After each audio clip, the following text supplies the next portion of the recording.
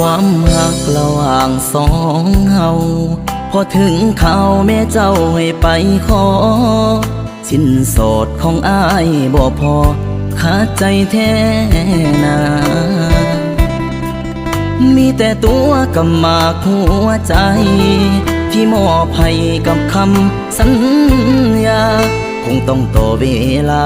หาเงินเพื่อไปขอเจ้าต่อเวลาให้อายจักหน่อยเด้อคน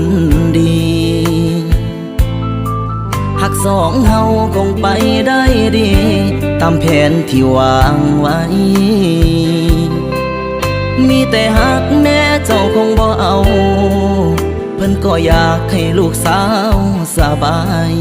จำเป็นต้องหยุดพักไว้พักใจสู้ข่าว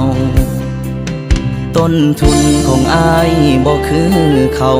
หักสองเฮาอย่าให้มันจางลง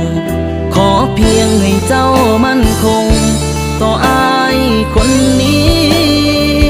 เงินพ่อมือใดอายสิไปขอแต่งลาคำแพงฝากบอกพ่อกับแม่อายหักเจ้าหักจริงหักแท้อายให้สัญญาขอเวลาอีก2-3 ปีหักษาของดีเสื้อไผ่เด้อลาฮอดมือเฮานัดสัญญาขอน้องแต่งงานที่เหตุใดตอนนี้ก็คือเพิ่มหักเฮาเข้มแข็งอย่านอกใจอย่าให้ไผมาแซงแทนที่ห่างเฮาฝากเดือนฝากดินฝากฟ้าจงรักษาคุ้มครองสองเฮาจะกลับมาสู่ขอแต่งเจ้าในมือเงินพอ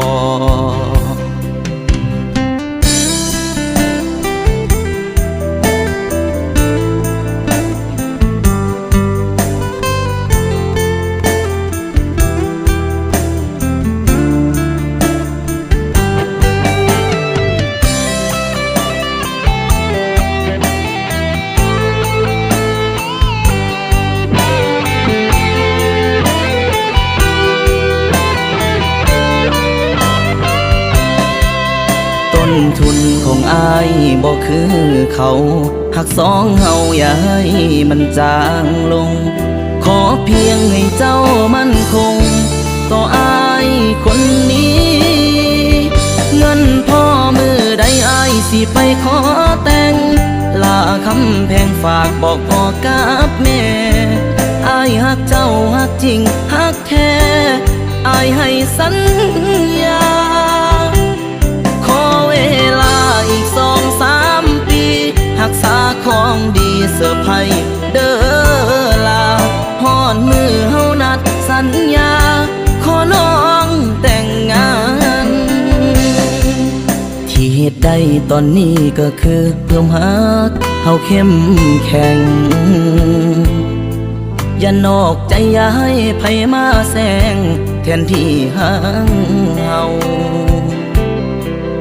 ฝากเดือนฝากดินฝากฟ้า